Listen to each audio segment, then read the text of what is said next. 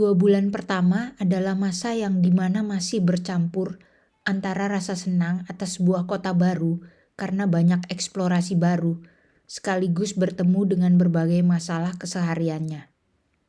Beberapa masalah sudah saya bayangkan sebelumnya, tapi tidak pernah bisa tahu rasanya sampai saat di mana saya dihadapkan oleh masalah tersebut. 2 bulan bagi kami adalah masa-masa awal beradaptasi dengan tempat baru, mencoba membangun ritme yang baru, dan bernegosiasi dengan kewajiban, kebutuhan, dan kemauan. Merasakan mana ritme yang natural dan mana yang dipaksakan, sekaligus juga mengenal bagaimana hidup dijalani di musim yang berganti.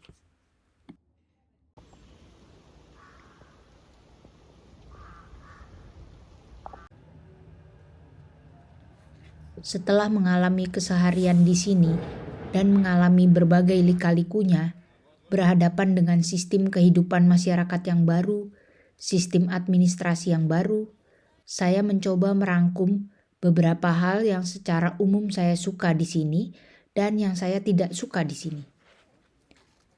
Yang saya suka adalah pertama, taman. Banyak banget taman di kota ini.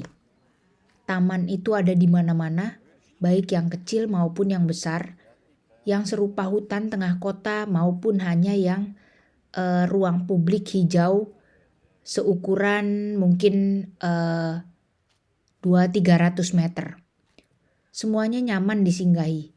Banyak bangku dan meja untuk beraktivitas di taman, sekedar berjemur atau membaca atau bekerja dengan laptop atau makan di taman. Setiap taman memiliki desain yang berbeda. Selama 2 bulan, kami sudah mengunjungi sekitar 18 taman. Dan masih banyak lagi yang belum saya datangi.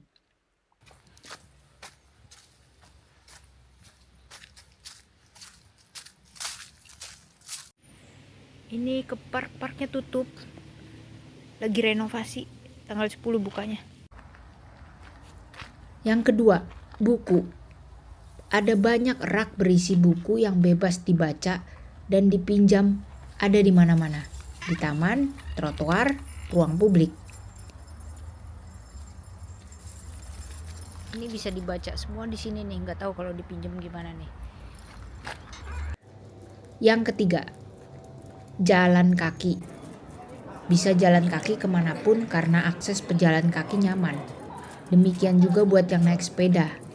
Nah, ini favorit banget. Yang keempat, transportasi umum, bis atau tram, itu gratis di weekend, Sabtu dan Minggu. Yang kelima, banyak tempat pet friendly. Bus, tram, toko, dan sebagainya, meski nggak semua. Kemudian, yang saya tidak sukai di sini adalah pertama soal administrasi itu lambat dan agak bertele-tele. Entah apa namanya, birokrasi atau bukan, intinya banyak urusan yang penanganannya tuh lambat. Bahkan jika persyaratan sudah dikirim, bisa 3 minggu berlalu tanpa ada tanggapan atau konfirmasi penerimaan dokumen. Bahkan beberapa kali juga saya mencoba mengirim email untuk menanyakan perihal kiriman, tetapi tetap tidak ada tanggapan berminggu-minggu.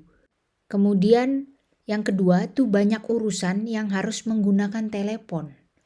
Hampir semua memberikan nomor telepon yang tidak bisa dihubungi lewat pesan WhatsApp. Jadi kalau mau komplain, tanya ini atau itu biasanya umumnya orang harus telepon. Pulsa memang gratis. Tapi perihal telepon ini agak menyulitkan buat imigran seperti saya yang masih struggling dengan bahasa. Daripada telepon, saya lebih baik datang langsung, tetapi memang butuh waktu lebih panjang.